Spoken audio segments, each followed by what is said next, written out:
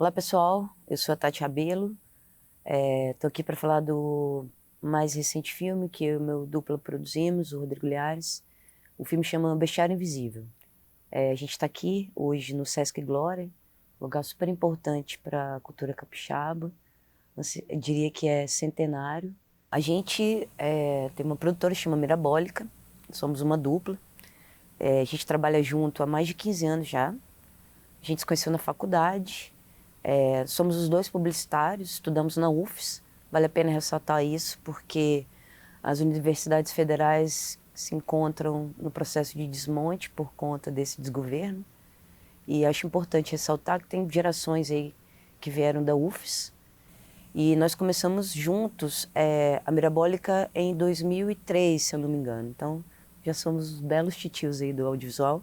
A gente começou na videoarte, transitamos por praticamente todas as possibilidades de vídeo que a gente se deparou, né, na vida, desde videoarte, videopoesia, vídeo instalação. Lógico que também a gente fez muito comercial e a gente também trabalha nas linhas tradicionais do audiovisual. A gente faz ficção, documentário, a gente faz muito videoclipe também. O Erli Vieira, inclusive, acabou de lançar um livro falando da videoarte capixaba, que chama Rasuras, e tem um pouco da nossa história lá. A gente é contemporâneo de uma geração muito legal, assim, e todo mundo que está aí até hoje, a gente tá junto e você vê as pessoas, né, avançarem no audiovisual e estar aqui esse tempo todo fazendo audiovisual é muito legal pra gente. Por isso que eu agradeço o convite de vir mostrar aqui o nosso filme mais recente, que é uma videoarte. É um filme que foi premiado com o edital da Secult, de artes visuais, mas ele também pode ser definido como um documentário experimental, né?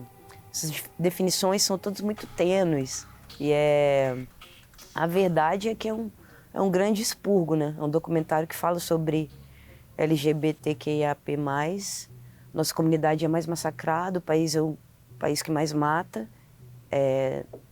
LGBTs, e também é o país que mais consome pornografia LGBT no mundo. Então, eu acho que fica aí essa reflexão de um assunto que é urgente, latente, que mata os nossos diariamente com violência e agudez. O processo criativo é uma coisa que está sempre transmutando, né? Cada trabalho tem um processo criativo diferente. É muito difícil chegar para mim e falar assim, eu tenho um processo criativo que ele é uma coisa certinha assim e vem pautado por certos gatilhos que eu consigo acessar para criar. Na verdade, a criação, ela meio que faz parte, assim, da minha respiração, do dia a dia, assim. É muito difícil você, que trabalha com isso, assim, eu acho que é muito difícil você tirar e separar o artista da pessoa, assim. Os trabalhos sempre têm um pouco de nós, né? E é isso, o Bestiário, ele veio de um desejo meu de fazer já há muito tempo, algo nesse sentido de desnudar as pessoas dessas várias camadas que são impostas para gente, especialmente para os LGBTs, e nós somos vistos muitas vezes sobre um viés ou cômico, ou hipersexualizado, ou até mesmo bestial, por isso que o nome vem disso, né? E nesse caso específico eu sempre fui fã de bestiários e codex, acho tão legal essa mítica que tem envolvida nisso, e sobre como que os seres humanos ditos normativos, assim, eles têm uma visão muito bestial, geralmente, da pessoa que não é normal, né? A nossa sociedade, ela tende a esconder corpos e rostos que não considera normal. E o que é normal, né? O que é exatamente a normalidade? E esse processo de fazer esse trabalho, a gente também acessou coisas muito doídas para todo mundo, porque você se perceber diferente no meio de uma sociedade normativa é muito complexo. E esse processo de aceitação é um processo doloroso de todas as formas, assim.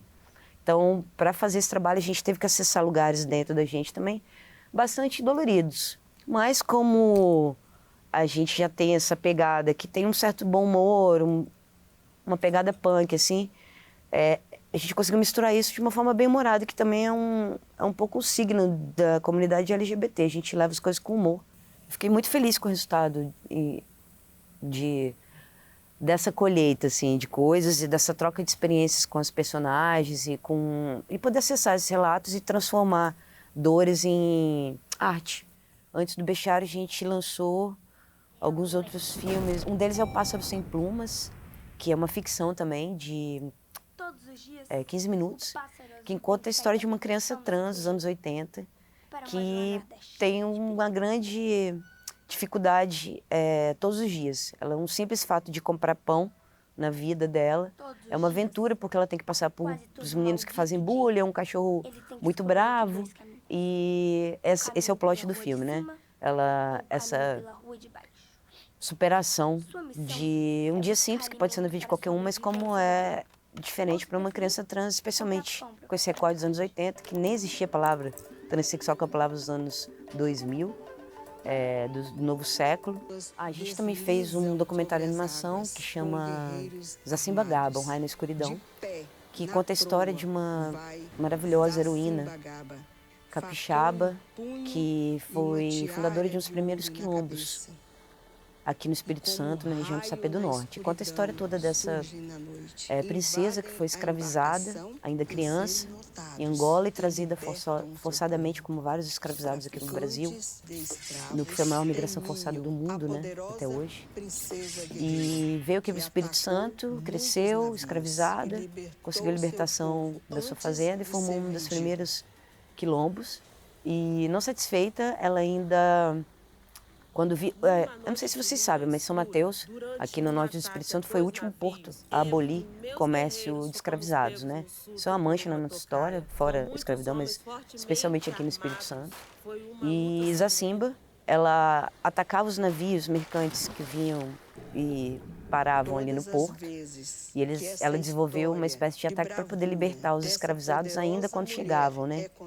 E fez isso durante anos até ser assassinado em uma dos últimos confrontos com os portugueses. Esse projeto de animação também está fazendo sua carreira por festivais e em breve a gente vai poder mostrar aqui também. Falar um pouquinho do Bestiário Invisível e do processo criativo, né? A gente, desde o começo, eu e o Rodrigo, a gente definiu que as personagens seriam artistas. Obviamente, os artistas eles conseguiram transmutar essas dificuldades de você crescer uma criança LGBT e conseguir transmutar isso em alguma manifestação artística, né? Todas essas diversidades e dificuldades de se perceber diferente no mundo que não te abraça e conseguir transmutar isso em algum tipo de manifestação artística. A escolha desse elenco maravilhoso parte de alguns lugares. A gente fez pesquisas e são algumas pessoas que são da nossa própria convivência, né? E a gente acaba falando dos nossos pares, não tem como. E as vivências dessas personagens são coisas que nos tocaram profundamente. Nesse caso, a gente conseguiu... nossa ideia foi pedir para as personagens mandarem 3 depoimentos para a gente e a gente escolheria um deles. Essa escolha foi baseada na história e na história que cada personagem contou e nas possibilidades visuais que cada um desses relatos poderiam trazer para a gente, né? Esse trabalho é uma mistura do nosso vocabulário visual com as vivências e o vocabulário visual, estético desses artistas, né? Que são artistas e têm a sua própria simbologia, os seus próprios signos nos seus trabalhos.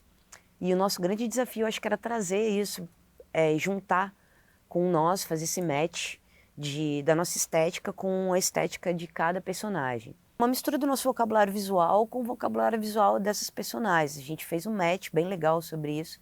E as simbologias e os símbolos que vocês vão ver aqui não é nada engessado, é uma coisa que a gente fez livremente. Então, a minha ideia era fazer isso, era que a gente pudesse desnudar, assim, posso dizer, as pessoas até chegar no ser humano. Então, o filme é basicamente isso, né? Ele é experimental e a gente vai construindo essas lâminas, que são impressões de acetatos, desses símbolos que a gente vai decodificando, porque é um códex próprio nosso, né? Essa maravilha do bestiário, que todo mundo pode ter o seu. A construção das camadas de cada personagem, eles foram feitos de forma bem livre, né? A gente criou esses símbolos junto com a história. As personagens deixaram a gente ficar bastante livre também para criar esses símbolos. Então, basicamente, é um processo que se repete para todos os personagens. A gente começa com o personagem totalmente simbolizado, bestializado, e à medida que o vídeo vai avançando e o relato vai avançando, essas camadas vão saindo, né? A gente vai tirando essas camadas, para no final estar de cara com a pessoa real, humana. Eu queria agradecer imensamente a generosidade das personagens que compartilharam com a gente as histórias que estão aqui nesse filme. Lorena, Amanda, Úrsula, Brisa, Max e a Graziella, todos maravilhosos. Então, pessoal, eu queria convidar vocês a assistirem o filme Bestiário Invisível, uma produção minha e do Rodrigo Linhares.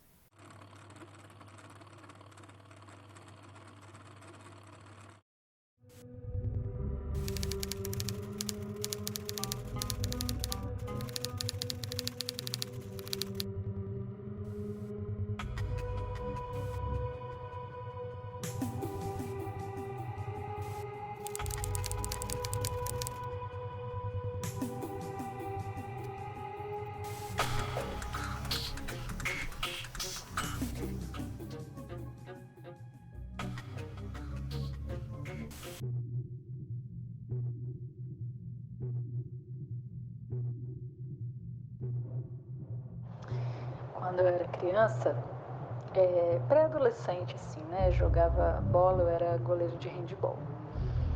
E aí eu nunca fui um padrão, né, de beleza, assim, né?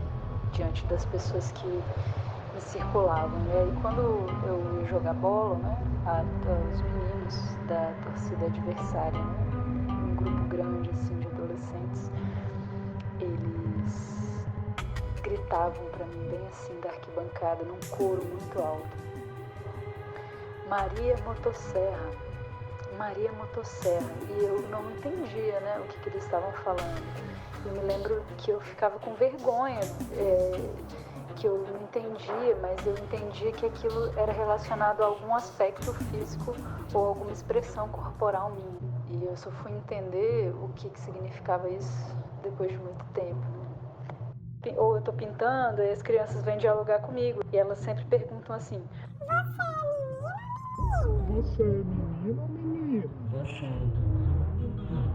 O que fica muito pra mim é o som do silêncio, sabe? O som do nada. E todas essas histórias ecoando na minha cabeça, assim. E esse isolamento, né? De eu não poder falar sobre quem eu sou ao longo de toda a minha vida. E sem também ter uma referência, né, sobre o que é isso que a gente é. Afinal, ninguém precisa saber que a gente é, né? Então acho que é um pouco disso, sim. O que a gente é? Medonho, né?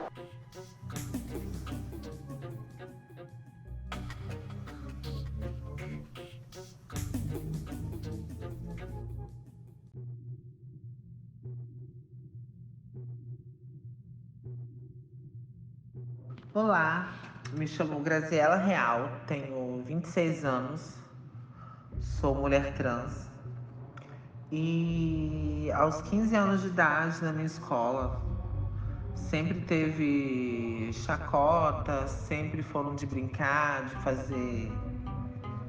de fazer piadinhas, né?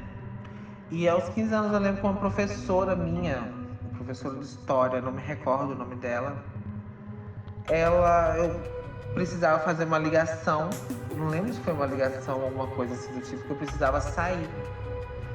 E nisso ela não deixou eu sair e eu precisava fazer essa ligação. Ou eu tinha recebido uma ligação, coisa do tipo. Aí nisso ela começou a gritar comigo dentro da sala de aula, me ofendendo com nomes estranhos. Aí eu fiquei chocada com aquilo e comecei a gritar da mesma forma com ela, sem saber entender o que estava acontecendo, e eu vi que era simples fato de eu ser uma trans, de eu ser afeminada. Só do fato de eu estar ali e eu não poderia fazer porque ela estava achando que era alguma coisa que não fosse de conforme da graça dela. E eu fiquei chocada porque foi muito forte os xingamentos, as palavras que eu também na época, infelizmente, agredi também ela com palavras ofensivas. E eu vi que aquilo dali não era só coisa de aluno, que também realmente há em todos os lugares e com todos os tipos de pessoas, mulheres trans, mulheres cis. Hoje em dia, infelizmente, está muito forte essa coisa da gente se sentia oprimida, né? Porque o homem cada dia mais ele tá mais agressivo, tanto no olhar quanto nas palavras. E se a gente não tomar cuidado e não nos unir para isso tudo acabar, infelizmente vai acontecer só igual está acontecendo até hoje. Muitas, como pode dizer, muitas desgraças, né, com as mulheres do Brasil.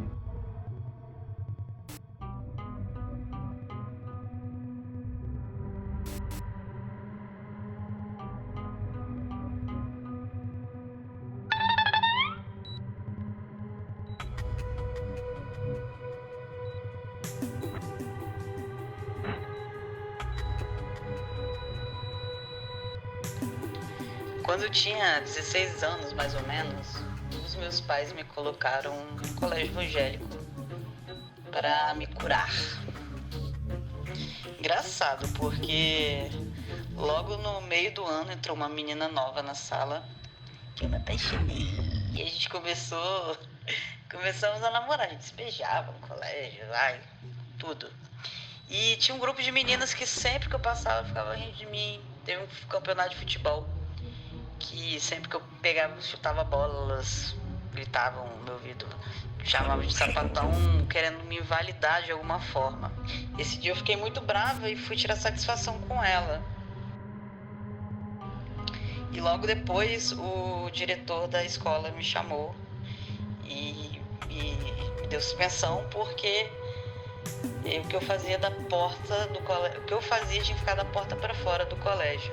E essa história me marca porque foi o dia que eu me fortaleci, sendo a sapatão que sou, nunca me escondendo de ninguém. Sapatão que sou, me escondendo de ninguém. A sapatão que sou, nunca me escondendo de ninguém.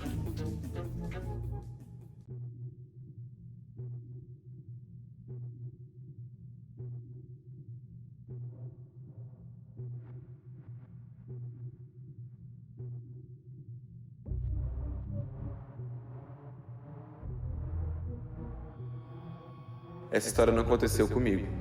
Foi com um amigo de um amigo meu. Vamos chamar ele de Marcos. Marcos era um cara que tinha um nariz grande, uns olhos pequenos, cabelo liso espigado para cima e uma boca pequena. Por algum motivo ele começou a contar a história da sua vida e eu comecei a escutar. E ele falou uma coisa que eu fiquei muito intrigado, porque ele falou que ele não conseguia se relacionar com homens, que ele era gay, mas ele não conseguia se relacionar com homens, só com travestis e transexuais. E aí eu comecei a perguntar por quê. E aí ele falou que teve um dia que ele estava indo para a escola e ele resolveu saltar 3 pontos antes para ele ir andando e vendo a paisagem. E aí que ele passou por uma oficina. Quando ele passou, os caras começaram a mexer com ele e ele não se conteve, ele revidou. Ele descreve que os caras partiram para cima dele e o violentaram. Já desnorteado, o primeiro cara que mexeu com ele pegou ele pela camisa e levou ele para os fundos da oficina, pegaram um pano de chão e amarraram a boca dele para que ele não gritasse. Colocaram ele de bruços num tonel e os 6 homens violaram o seu íntimo. Depois de mais de 2 horas, colocaram ele em um caminhão e o deixaram no meio da estrada. Ele finalmente chegou em casa e se trancou no seu quarto. E por lá ele ficou por mais de 3 dias, sem falar nada com ninguém, só sentindo a sua dor. Ele sentia que tinha algo errado com ele, mas ele também sentia muita vergonha de falar o que tinha acontecido e medo também de denunciar os caras e acontecer alguma coisa com ele. Marcos começou a sentir muita dor e foi aí que ele resolveu ir ao médico e fazer uma consulta para saber o que se passava. Ele teve que acabar passando por uma cirurgia e logo após, ele desenvolveu uma fobia social e vive até hoje um trauma que irá assombrá-lo pela vida inteira. Para você, daqui a alguns dias você irá esquecer essa história, mas para Marcos, essa dor é presente.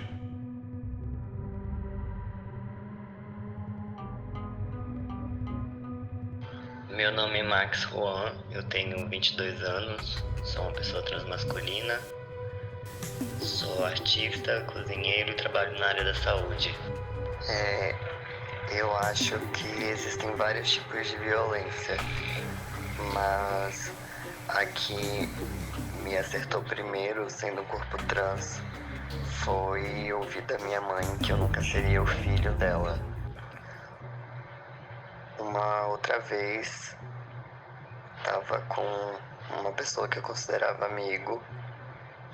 E aí ele virou pra mim e falou: já que você é homem, por que você não faz xixi no mictório comigo? E aí eu me mijei inteiro no rolê pra tentar provar pra ele que homem era esse do meu corpo.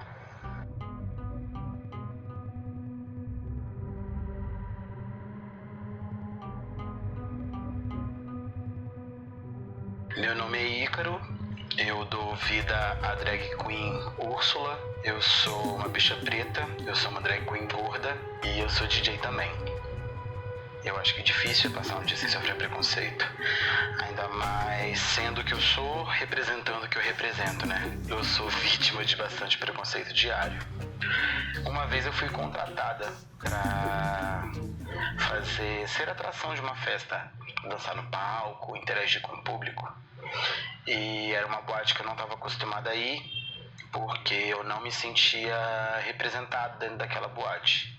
Não via pessoas pretas nem pessoas gordas ali naquele recinto, nem nas publicidades, nem nas divulgações. Como se pessoas pretas e gordas não pudessem frequentar aquele lugar, né? Eu não me enxergava ali. Fomos eu e meu irmão, os dois montados, os dois belíssimos, drag queens belíssimas. Só que logo que eu cheguei na festa, que eu consegui passar pela portaria e que a gente chegou dentro da boate, eu vi que o tratamento comigo era diferente. Eu percebia que as pessoas falavam com o meu irmão, que estava ao meu lado o tempo inteiro, mas não falavam comigo. E não no sentido de dar atenção, ou de me bajular, ou de me elogiar, ou de algo parecido. Mas eu senti que naquela noite eu tinha saído de casa para ser invisível, porque a sensação que eu tive dentro daquela boate pelo público é que eu fui invisibilizado. Eu não existia para eles ali naquele momento.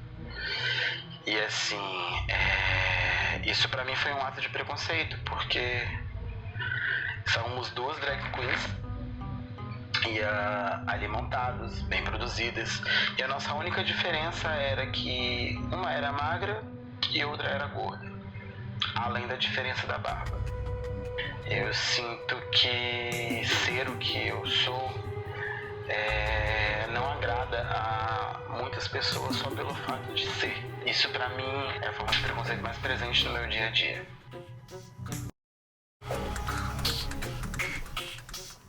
Uma das nossas propostas com Baixar Invisível é proporcionar reflexão crítica acerca da mentalidade e dessa visão normativa imposta pela sociedade. A gente já está num momento de bastante evolução e eu acredito que daqui para frente, eu sou uma otimista e acredito que daqui para frente a sociedade como um todo vai poder entender que pessoas diferentes só são diferentes, né? Eu acredito que a violência vai diminuir.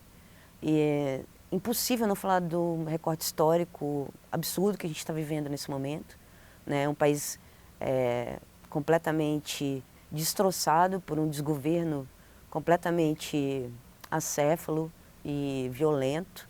E isso reflete nos números que a gente pode ver: fome, falta de educação e muita violência, especialmente contra a nossa comunidade.